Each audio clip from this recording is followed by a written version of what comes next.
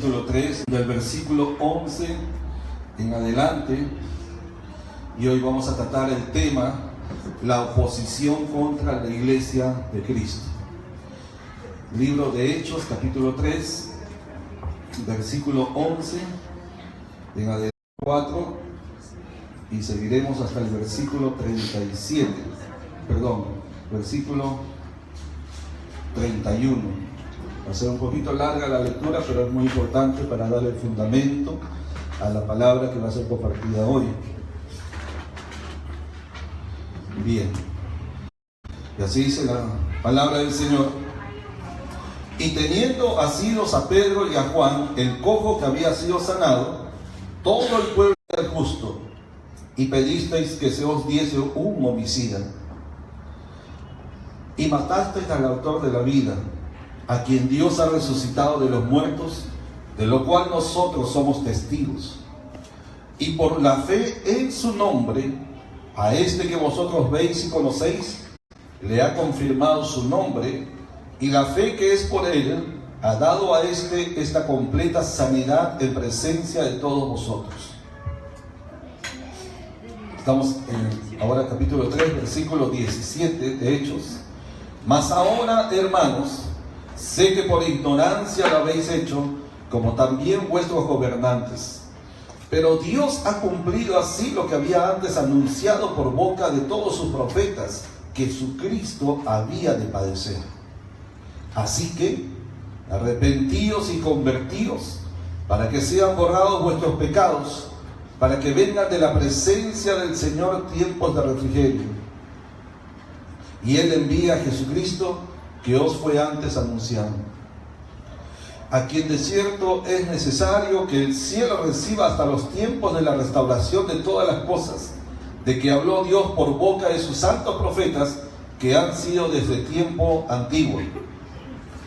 Porque Moisés dijo a los padres: el Señor vuestro Dios os levantará profeta entre vuestros hermanos, como a mí. A él oiréis en todas las cosas que os hable.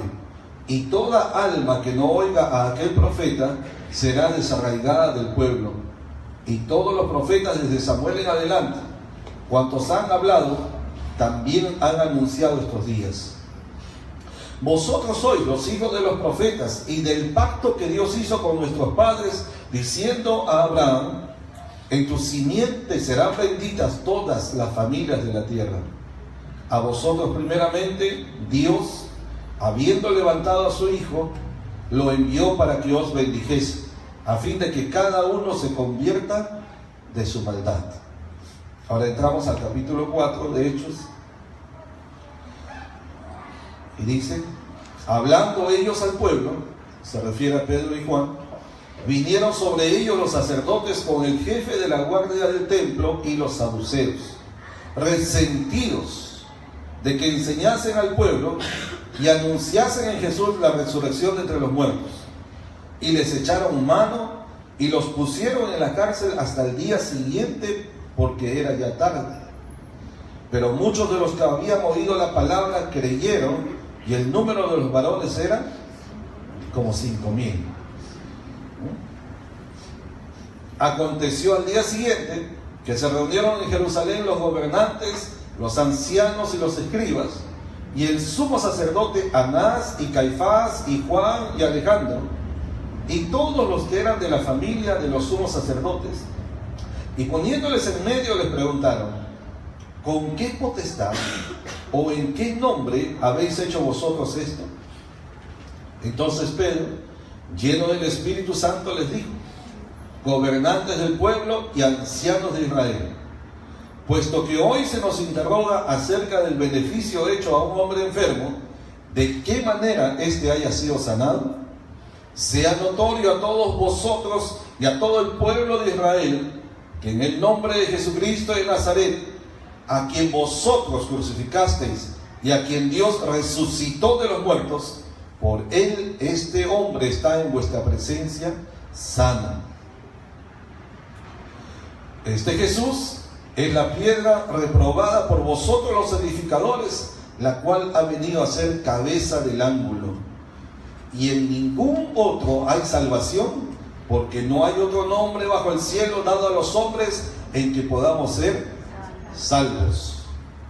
Entonces, viendo el denuedo de Pedro y de Juan, y sabiendo que eran hombres sin letras y del vulgo, se maravillaban y les reconocían que habían estado con Jesús. Y viendo al hombre que había sido sanado, que estaba en pie con ellos, no podían decir nada en contra. Entonces les ordenaron que saliesen del concilio y conferenciaban entre sí diciendo: ¿qué haremos con estos hombres? Porque de cierto, señal manifiesta ha sido hecha por ellos, notoria a todos los que moran en Jerusalén, y no lo podemos negar. Sin embargo, para que no se divulgue más entre el pueblo, amenacémosles para que no hablen de aquí en adelante a hombre alguno en este nombre, o sea, en el nombre de Jesús. Y llamándolos, les intimaron que en ninguna manera hablasen ni enseñasen en el nombre de Jesús. Mas Pedro y Juan respondieron diciéndoles: juzgad si es justo delante de Dios obedecer a vosotros antes que a Dios. Porque no podemos dejar de decir lo que hemos visto y oído. Ellos entonces les amenazaron y los soltaron, no hallando ningún modo de castigarles por causa del pueblo, porque todos glorificaban a Dios por lo que se había hecho, ya que el hombre en quien se había hecho este milagro de sanidad tenía más de 40 años. La última parte, estamos Hechos 4:23. Y puestos en libertad, vinieron a los suyos y contaron todo lo que los principales sacerdotes y los ancianos les habían dicho.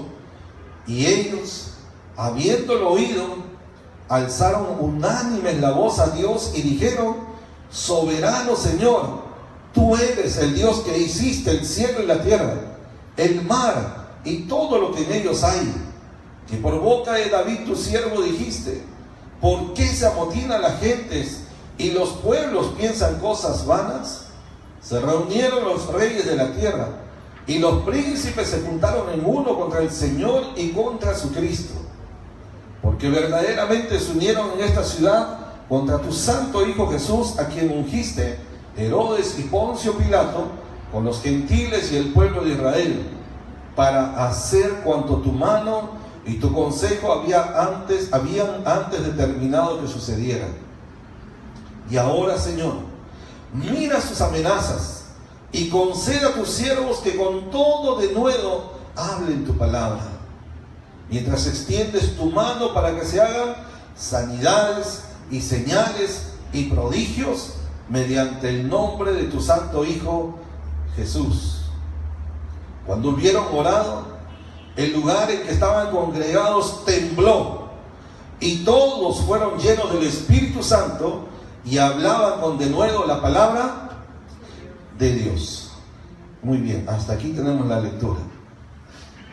Y aquí vamos a ver, hermano, cómo comienza la oposición contra la iglesia, que es la fase previa a la persecución de la iglesia, ¿verdad? Antes que venga la persecución, se manifiesta primeramente la oposición, ¿verdad? Y la oposición es cuando el enemigo comienza a levantar hombres, comienza a levantar autoridades, comienza a levantar ideologías, comienza a levantar uno y otros elementos humanos y espirituales que se confabulan para tratar de detener, no solo detener, sino aún destruir, ¿verdad?, la obra del Evangelio, el avance del reino de Dios. ¿Me estoy explicando?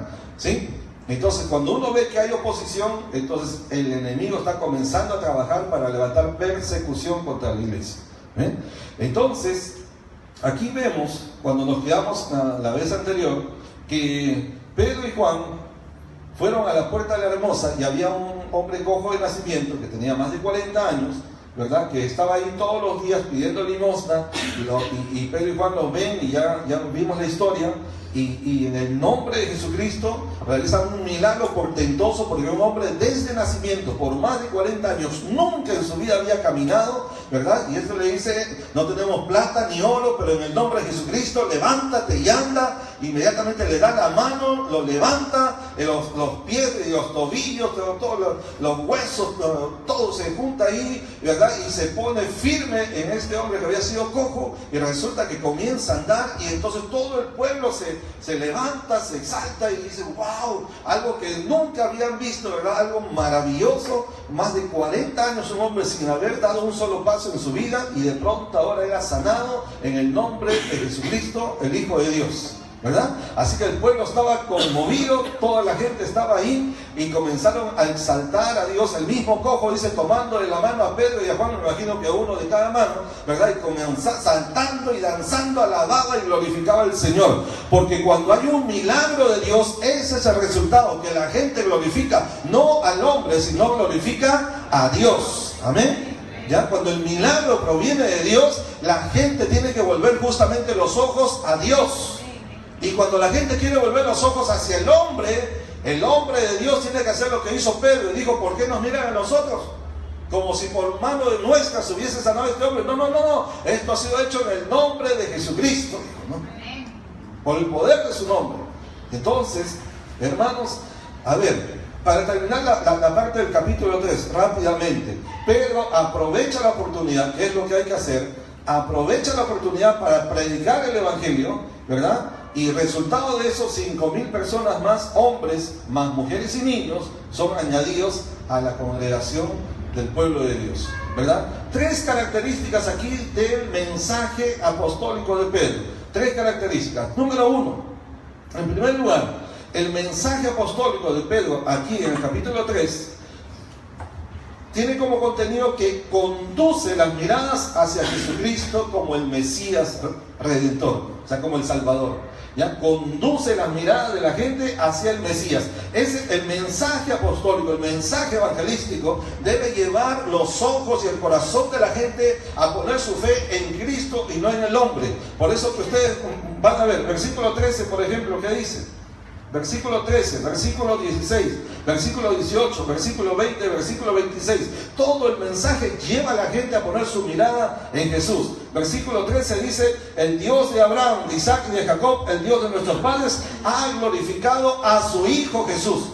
¿verdad? No dice a sus siervos, a sus ministros, a sus pastores, a sus apóstoles. No dice, ¿ha glorificado a quién? A su Hijo Jesús. A su Hijo Jesús. Versículo 16, y por la fe en su nombre, a este que vosotros veis y conocéis, le ha confirmado su nombre, y la fe que es por él. ¿De quién está hablando? De Cristo, el Señor. Versículo 18. Pero Dios ha cumplido así lo que había antes anunciado por boca de todos sus profetas, que su Cristo había de padecer. Entonces nuevamente está presentando ¿a quién? A Cristo. Versículo 20. Versículo 20. Y Él envíe a Jesucristo, que os fue antes anunciado. Versículo 26. A vosotros primeramente Dios habiendo levantado, ¿a quién?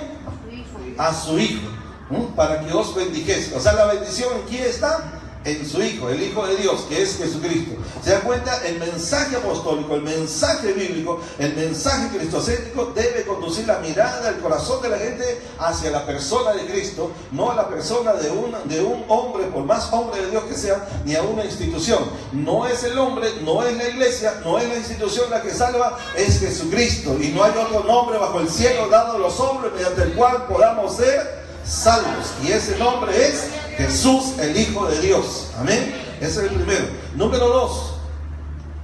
Otra característica: expone el pecado del hombre. Un verdadero mensaje bíblico, apostólico, debe exponer, debe señalar, debe confrontar al hombre con su pecado. Expone el pecado del hombre. Versículo 14 y 15. Dice: mas vosotros, está dirigiéndose al pueblo, los judíos en general, mas vosotros negasteis al santo y al justo y pedisteis que se os diese un homicida. Todos sabemos, ¿verdad? ¿A quién pidieron que reemplace a Jesús? Porque Pilato quería dejarlo libre, ¿no? Pero el pueblo dijeron, no, ese no, suelten. ¿A quién? A Barrabás. ¿Quién era Barrabás? Un delincuente, ¿verdad? Un ladrón, un delincuente. O sea, prefirieron a un delincuente antes que al Hijo de Dios.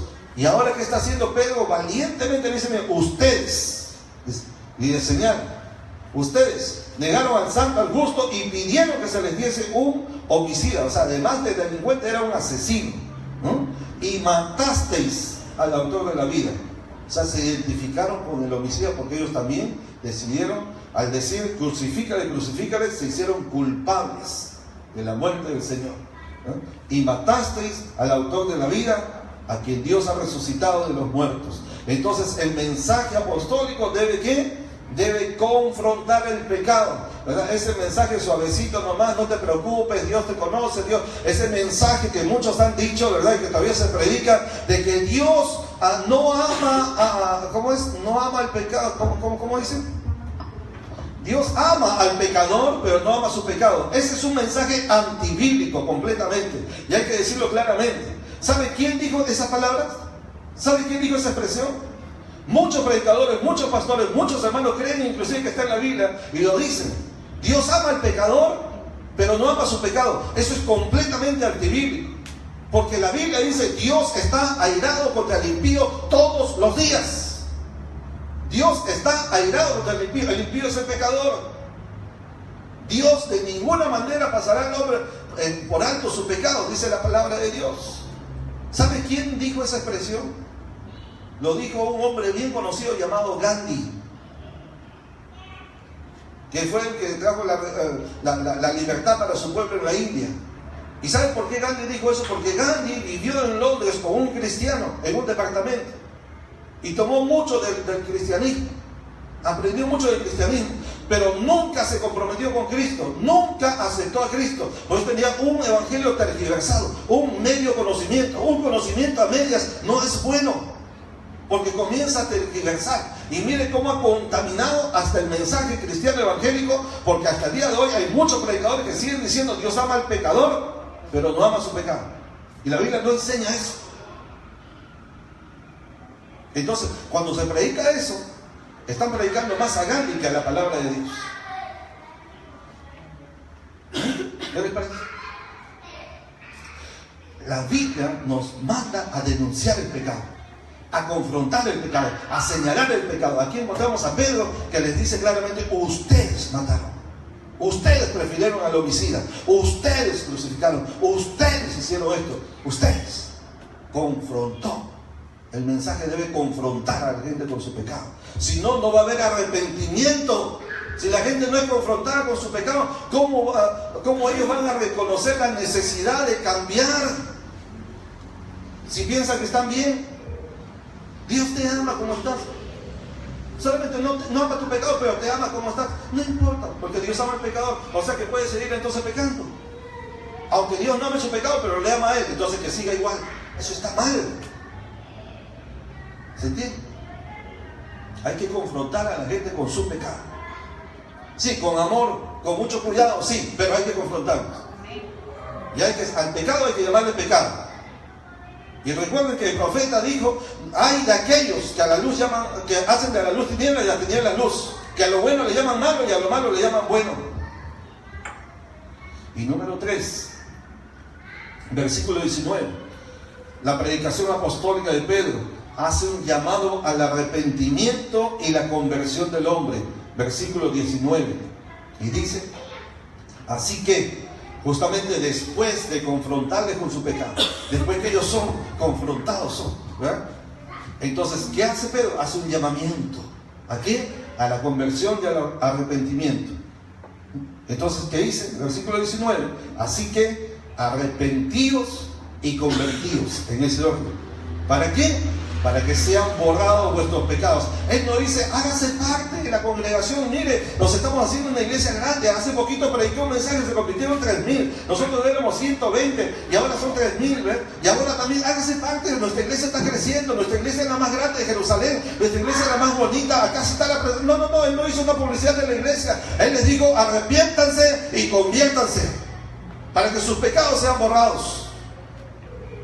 O sea, ¿cómo los pecados son borrados? ¿Cómo los pecados bíblicamente pueden ser perdonados? Cuando hay arrepentimiento y cuando hay conversión. El arrepentimiento tiene que ver con el abandono del pecado. el pecado, los pecados que la persona está cometiendo, ¿verdad? No hay el asunto que la persona haga la oración y acepta a Cristo en mi corazón, amén, pero sigue viviendo en adulterio, sigue volviendo en su vicio, sigue viviendo en cualquier tipo de pecado. Ahí no hay arrepentimiento. Arrepentimiento tiene que ver con abandonar, tiene que ver con un cambio. Deja de pecar, deja de hacer lo malo y vuelve sus ojos a Dios, abandona el mundo, abandona el pecado y vuelve su corazón a Dios. Y esa es la conversión. El arrepentimiento tiene que ver con abandonar el pecado, la conversión tiene que ver con volver el corazón a Dios, porque antes estaba alejado de Dios, agradándose en el mundo, agradándose en los placeres de la carne, pero ahora al arrepentirse de eso, vuelve el corazón a Dios, y eso es convertirse, abandonando y volviendo el corazón a Dios. Por eso que van unidos. El arrepentimiento y la conversión van unidos, van de la mano. Es como las dos caras de una misma moneda. No puede haber arrepentimiento verdadero sin conversión, y no puede haber conversión auténtica sin arrepentimiento. Dígame si me está comprendiendo. Amén. Ese es el mensaje y ese es el llamado que debemos hacer a la gente. Que no nos contentemos solamente con hablarles de Cristo, que hagan una oración. Tenemos que señalar el pecado y que la gente debe abandonar su pecado. Ahí tendremos conversiones, ahí tendremos nacidos de nuevo, ahí tendremos gente que va a sumar al reino de Dios. Amén. Y bueno, esas son las tres características de la predicación apostólica de Pedro. Ahora vamos, capítulo 4 de Hechos, y vamos a ver entonces cómo comienza la oposición.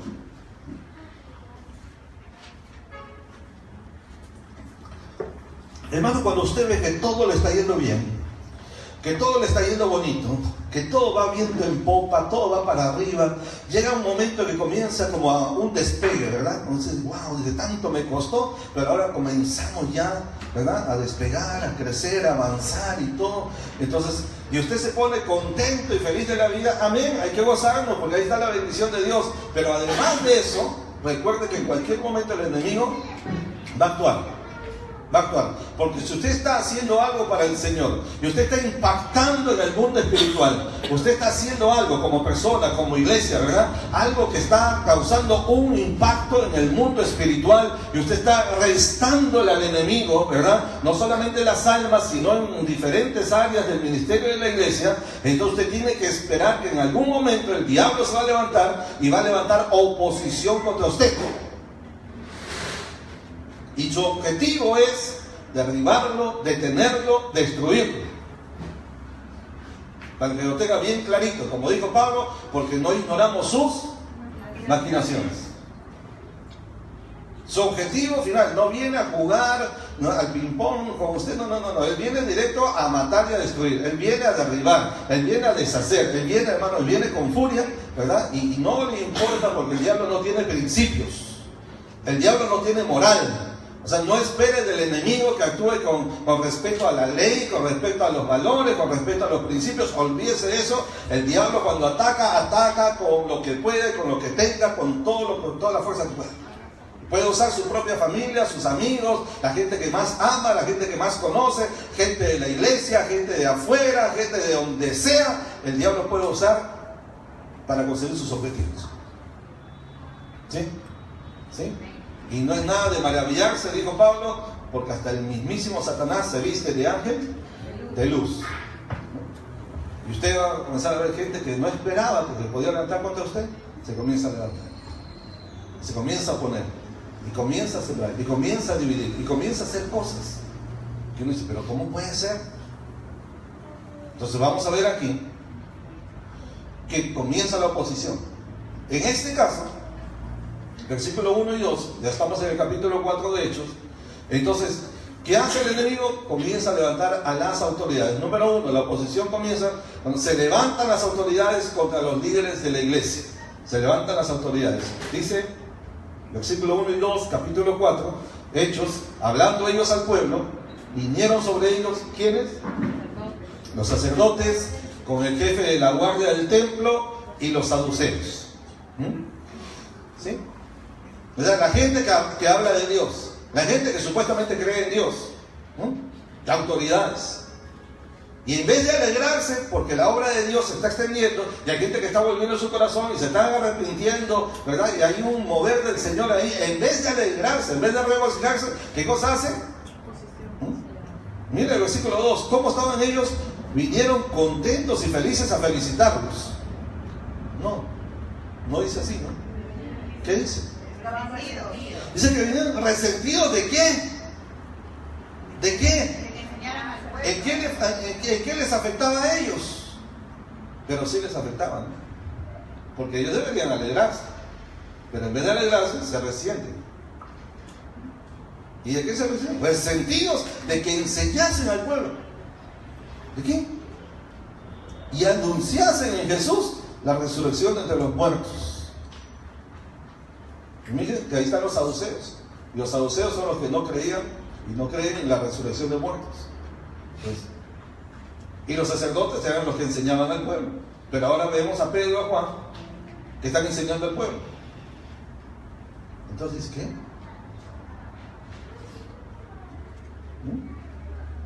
Se levanta la autoridad contra los líderes de la iglesia, contra los apóstoles acá, los pastores, ¿no? Versículo 3, toman acciones de represión contra los líderes de la iglesia. Versículo 3, y les echaron mano y los pusieron ¿en dónde? En un hotel 5 estrellas. ¿No? ¿Dónde lo pusieron? En la cárcel. De esos tiempos hasta el día siguiente. Era tarde, para ellos era tarde porque a partir de las 6 de la tarde ya es el día siguiente, para ellos. Entonces, ¿sí? Los pusieron a la cabeza. Número 3, se reúnen para tomar decisiones contra el avance del Evangelio. Versículos 5 y 6.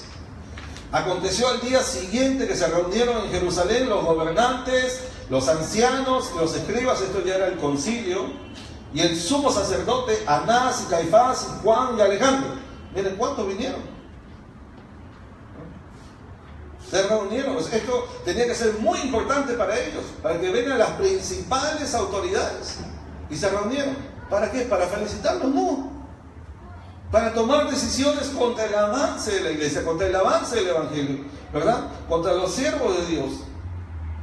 Y poniéndolos, versículo 7, 4, cuestionan la obra de Dios hecha por los siervos de Dios. Estoy describiendo cómo actúa el enemigo.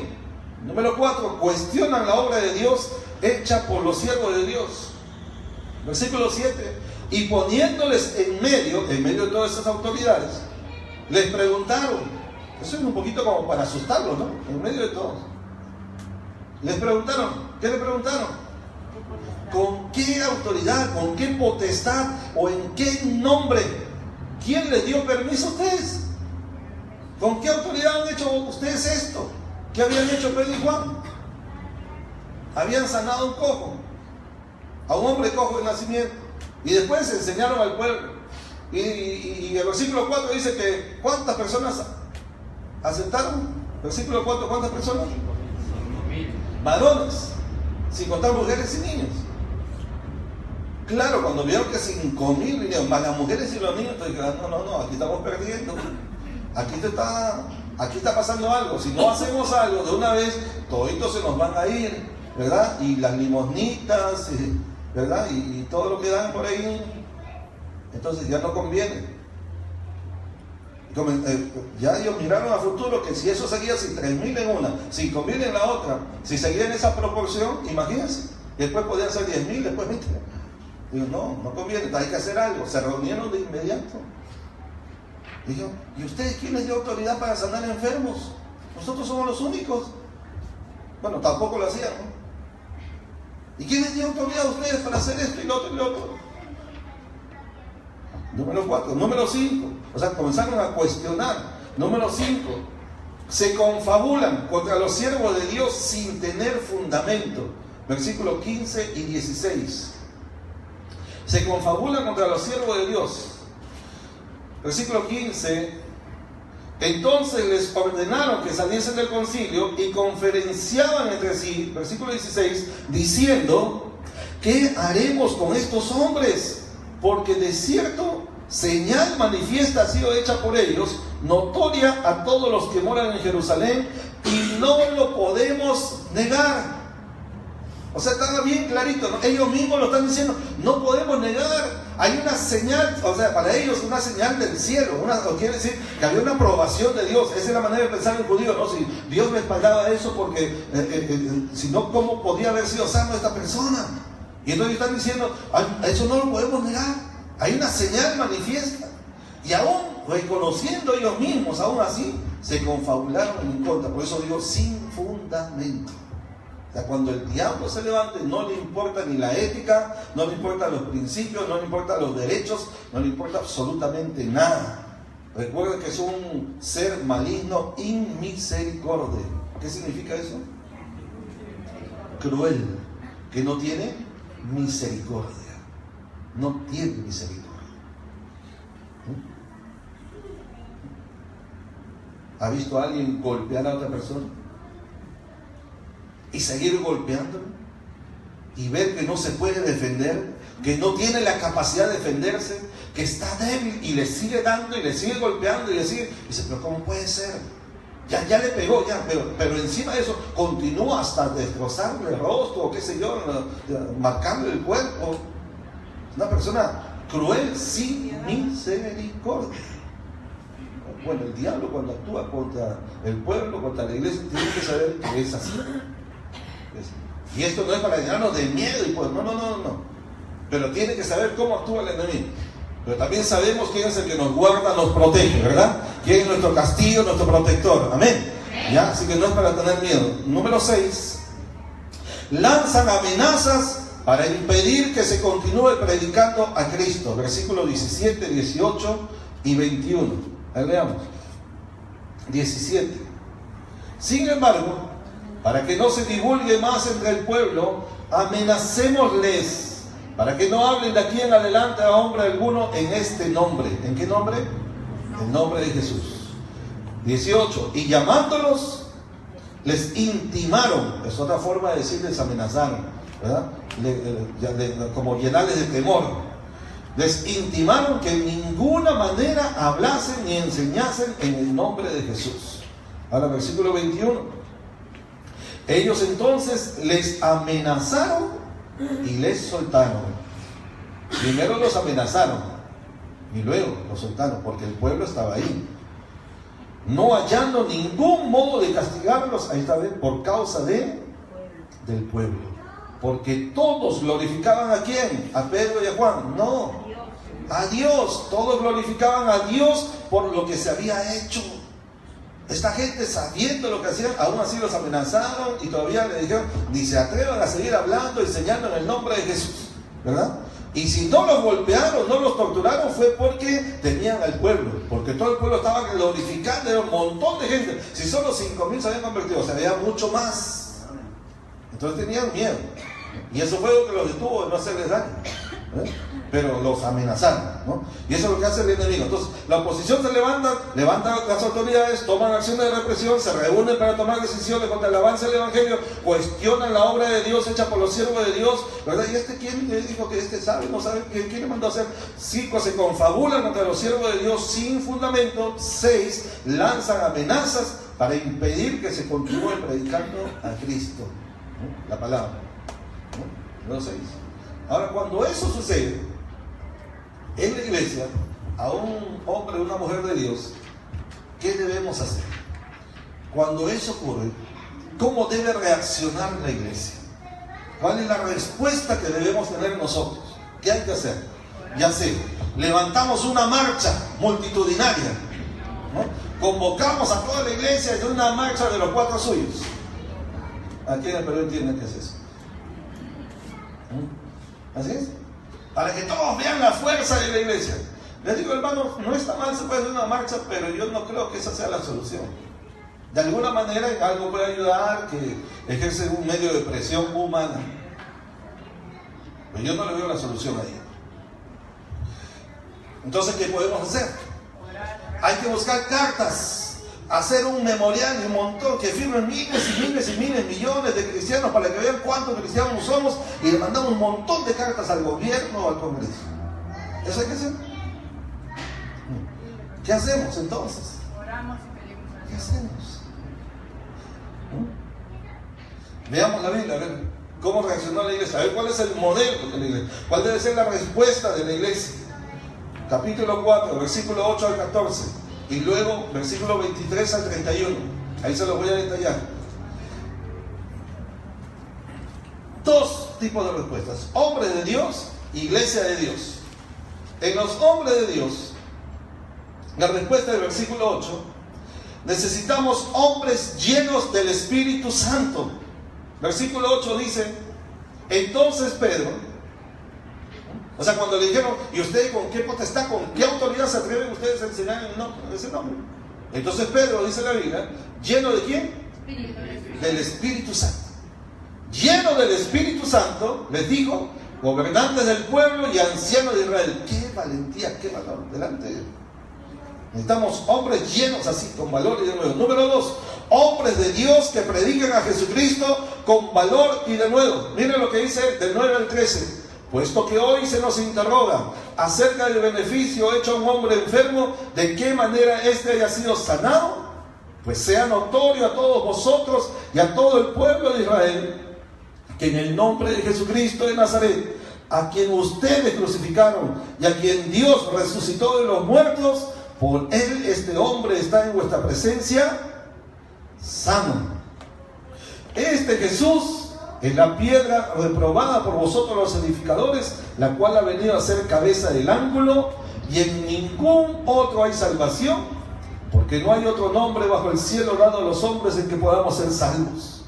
Entonces, viendo el denuedo de Pedro y de Juan, y sabiendo que eran hombres sin letras, o sea, sin educación, y del vulgo, de la chusma, ya se quiere decir, se maravillaban. ¿Qué? Se maravillaban.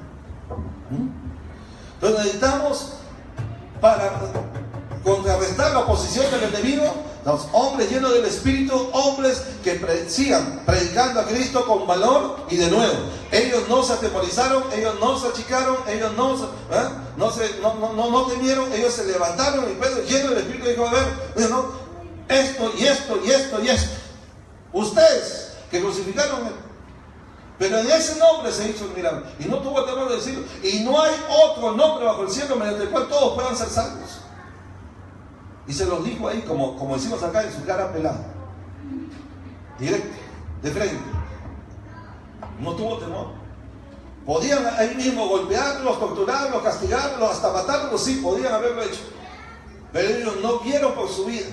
Ellos estaban listos a dar su vida por la causa de Cristo y del reino de Dios. ¿Qué más? Versículo 14 y versículo 22. Necesitamos hombres de Dios que muestren frutos incuestionables. Miren lo que dice el versículo 14 en la última parte. Dice: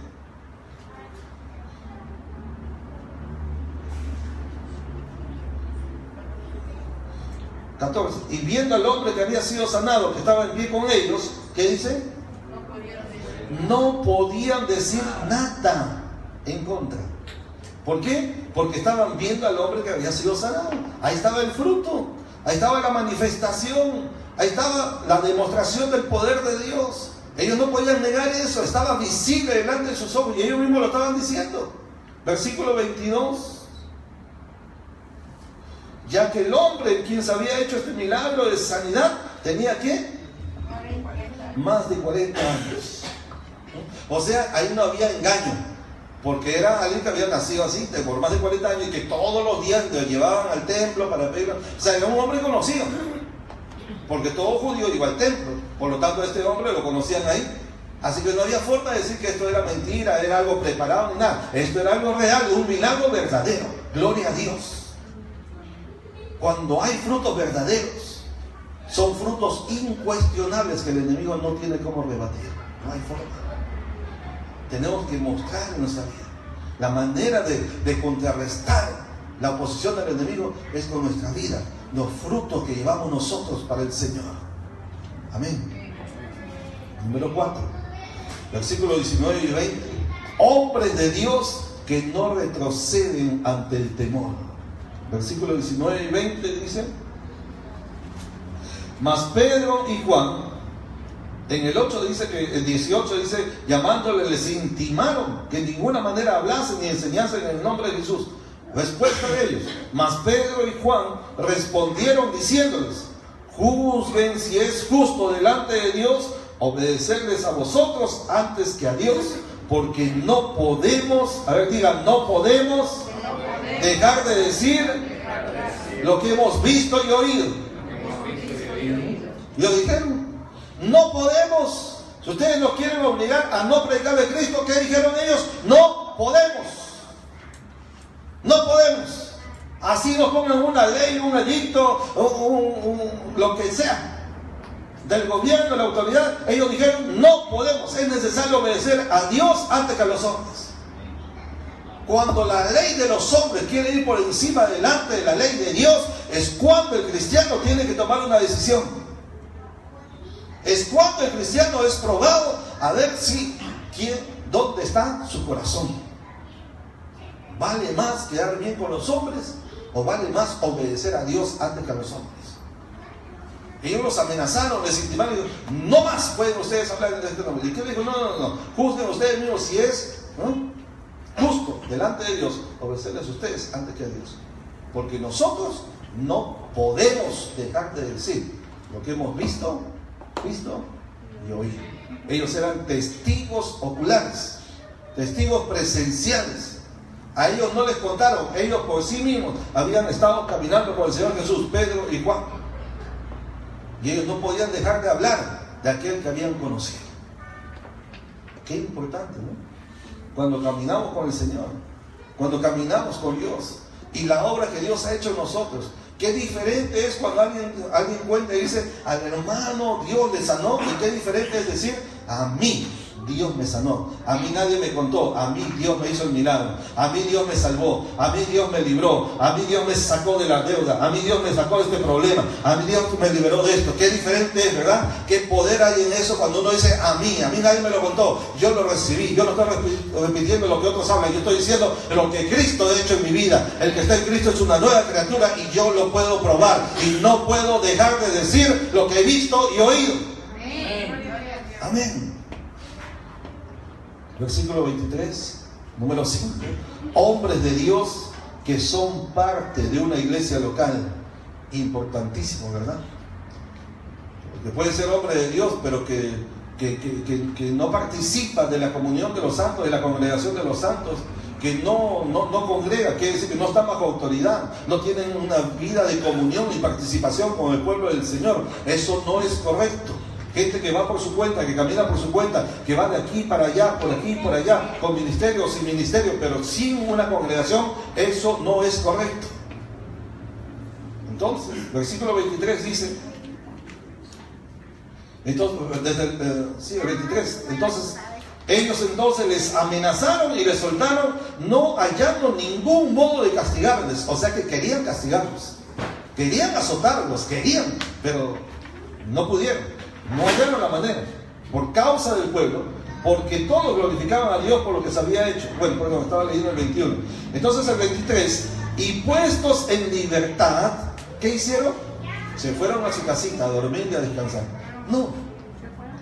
¿Vinieron a quién? A los suyos. ¿Quiénes son los suyos ahí?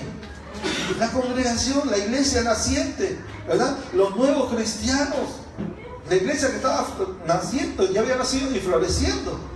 Vinieron a los suyos y ¿qué hicieron? Contaron todo lo que los principales sacerdotes y los ancianos les habían dicho. Quiere decir que eran parte de un cuerpo, el cuerpo de Cristo, la iglesia, la congregación, ¿verdad? En Jerusalén. Alguien diga amén. ¿Bien? Hombres de Dios que son parte de una iglesia local. Ahora les voy a terminar mencionando acerca de la iglesia. He hablado de los hombres de Dios como respuesta a la oposición. La iglesia también tiene su participación para responder, para reaccionar ante la oposición del maligno. Número 1. Es una iglesia que conoce el poder de la unidad. Versículo 24.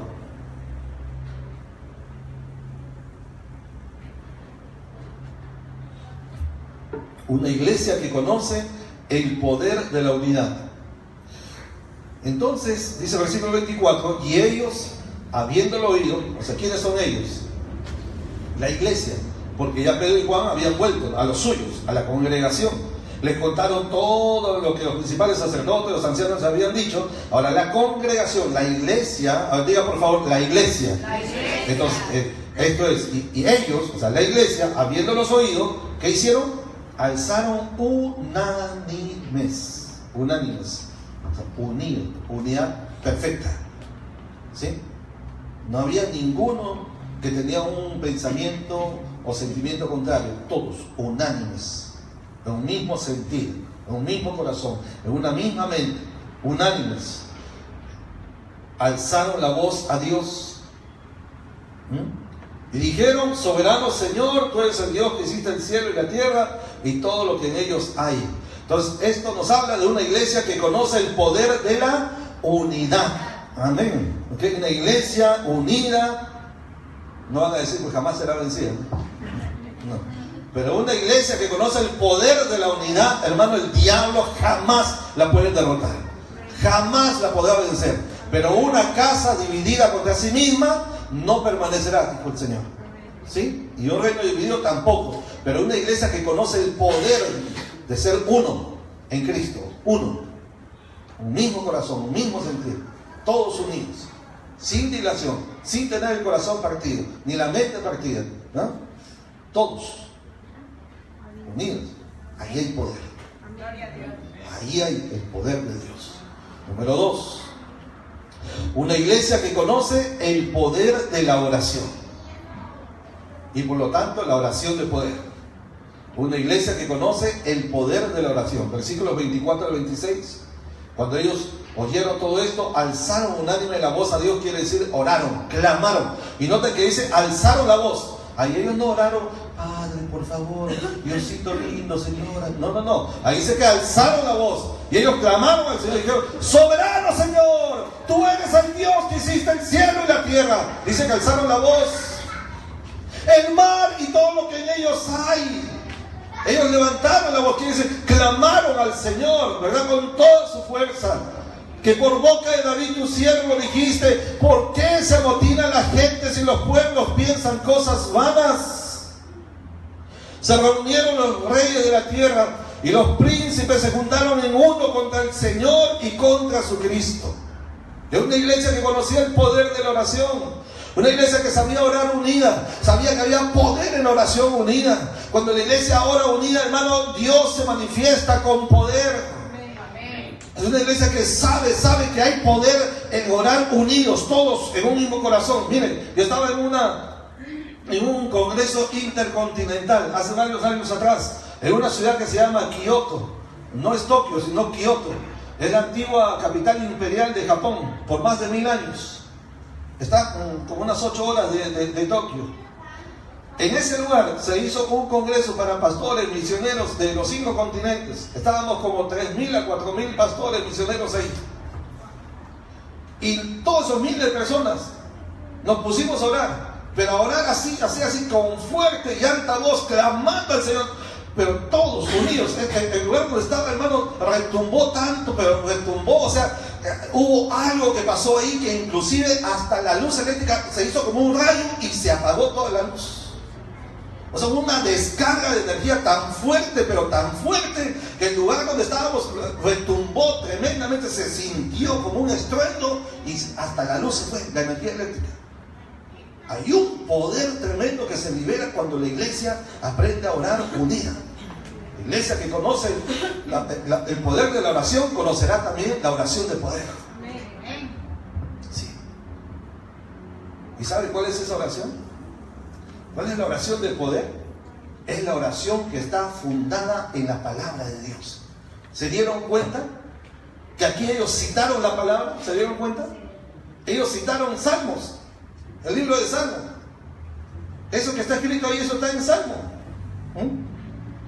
¿Sí? En el Salmo 2, versículo 1 y 2, ahí está. Por eso, acá también podemos decir, en una iglesia que conoce el poder de la palabra. El poder de la palabra de Dios, ese es el número 3 en cuanto a la iglesia. Versículo 27 al 29. Porque verdaderamente se unieron en esta ciudad contra tu santo Hijo Jesús, a quien ungiste, Herodes y Poncio Pilato, con los gentiles y el pueblo de Israel, para hacer cuanto tu mano y tu consejo habían antes determinado que sucediera. Y ahora, Señor, mira sus amenazas y concede a tus siervos que con todo de nuevo hablen tu palabra. ¿Qué pidieron ellos? Seguir predicando, ¿qué? La palabra, porque conocían el poder de la palabra.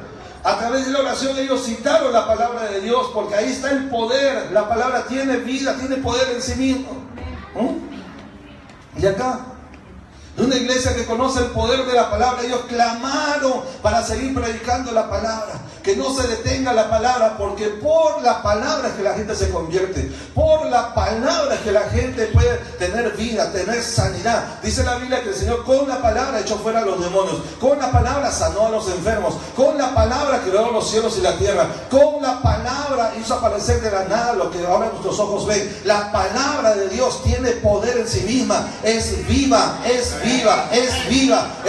se mueve, tiene poder, y Dios apresura su palabra para ponerla por obra. Hay poder cuando declaramos la palabra, hay poder cuando predicamos la palabra. Hay un gran poder que, aunque no se vea a nuestros sentidos, pero en el mundo espiritual la palabra produce un impacto profundo en el mundo espiritual.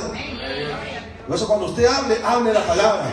Cuando usted confiese la palabra. Cuando usted ore con la palabra. Cuando haga una declaración, declare no lo que dice este o lo que dice allá, lo que dice su mente, no, lo que dice la palabra. La palabra. ¿Quiere usted tener una declaración precisa, eficaz? Declare lo que dice la palabra, porque la palabra tiene poder y siempre se cumple. Amén. Amén. Número 4, en cuanto a la iglesia. Una iglesia que conoce el poder del nombre de Cristo. Versículo 30. Una iglesia que conoce el poder del nombre de Cristo.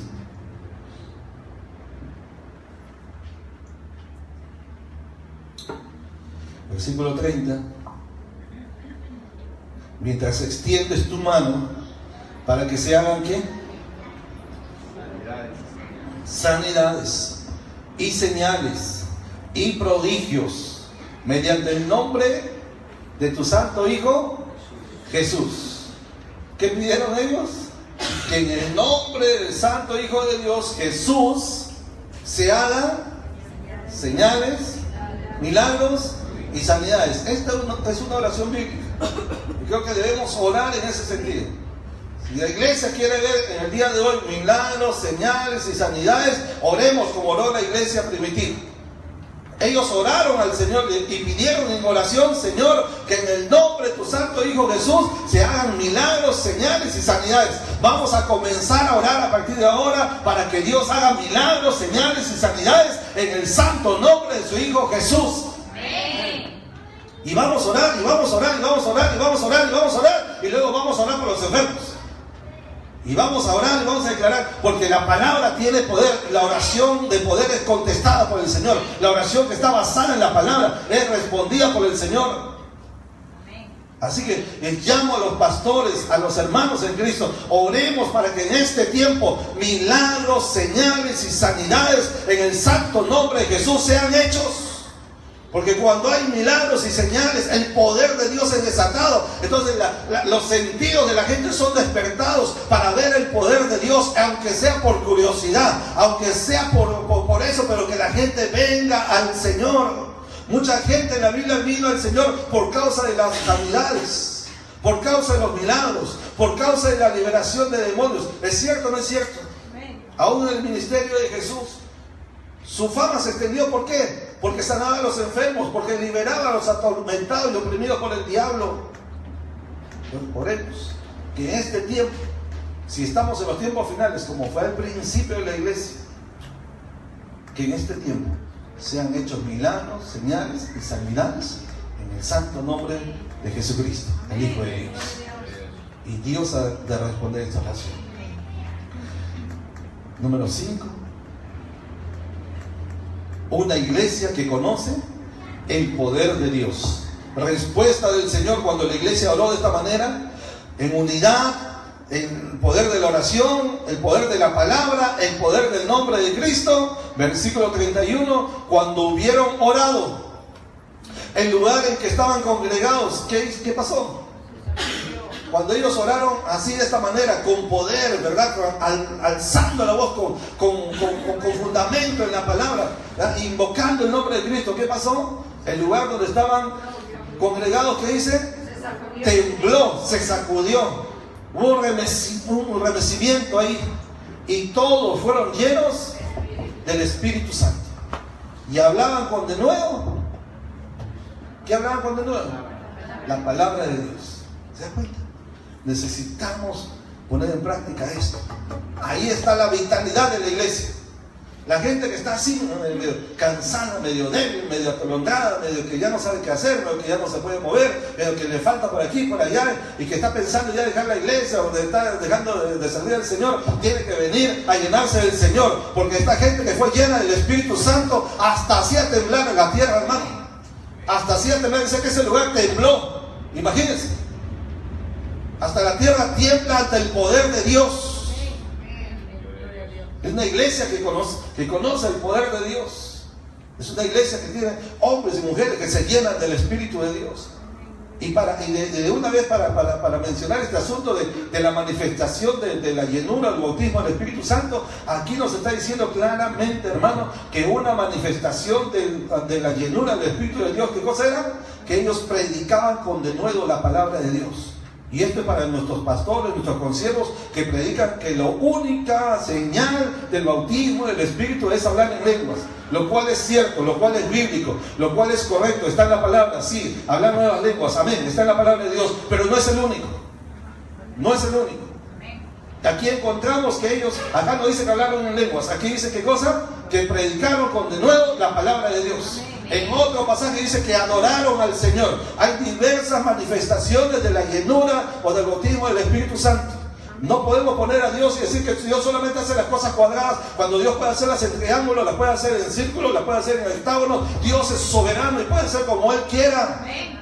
Él es el Señor de la iglesia. El hombre, por más ministro de Dios que sea, no le puede decir: Señor, tú solamente puedes actuar de esta manera. No tenemos tal derecho ni autoridad de decirle a Dios lo que Él puede hacer. Él es el Rey. Él es el Señor. Y la Biblia dice que el Espíritu da como Él quiere. Como Él quiere. Y para que quede claro de una vez, y para terminar, algo que lo puse al final, es decir, después que había hecho todo el estudio, me llamó la atención, mi mirada se vino hasta este versículo 13. Dice el versículo 13, capítulo 4 de Hechos: entonces, viendo el denuedo de Pedro y de Juan. ¿Quiénes habían visto ese denuedo de Pedro y de Juan? Los sacerdotes, los saduceos, todo el concilio, el Sanedrín, digamos, las autoridades, ¿verdad?, de la religión de ese tiempo. Y viendo el denuedo de Pedro y de Juan, y sabiendo que eran hombres sin letras y del vulgo. Otra traducción dice sin educación, sin mucha instrucción. Y del vulgo quiere decir del pueblo, vamos a decir, de una condición muy humilde, sencilla. De hecho, ellos eran gente que dedicaban a la pesca.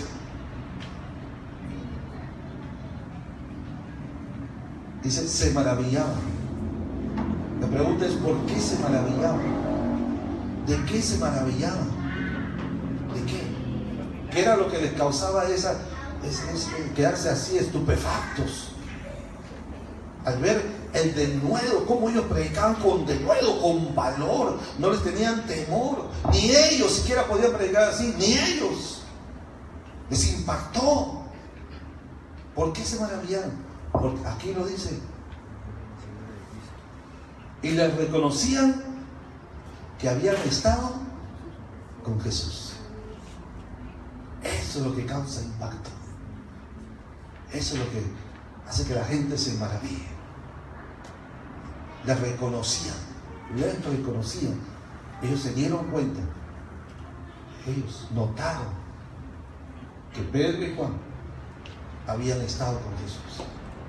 Y el estar con Jesús les produjo ese impacto, ese cambio en su vida.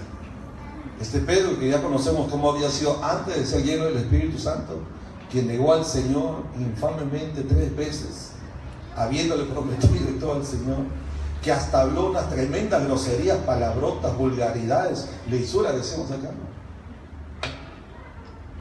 Y ahora un hombre totalmente cambiado.